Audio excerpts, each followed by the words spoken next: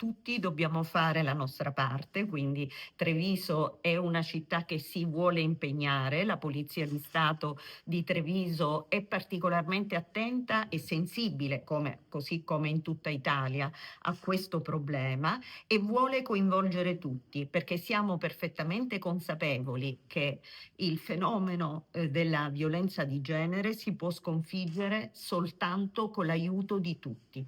Vogliamo responsabilizzare i cittadini ad avere un ruolo attivo per aiutare tutte le donne che subiscono problemi di questo tipo ad uscire dal tunnel. Ecco, nel nostro territorio che entità ha questo fenomeno?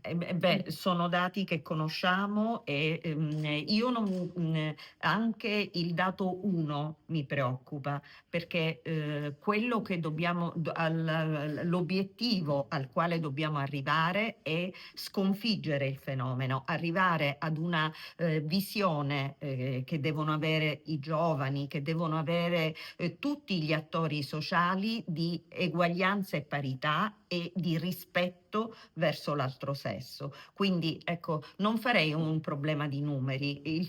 Questa corsa vuole sensibilizzarci a capire che la donna e l'uomo sono in un rapporto di assoluta parità.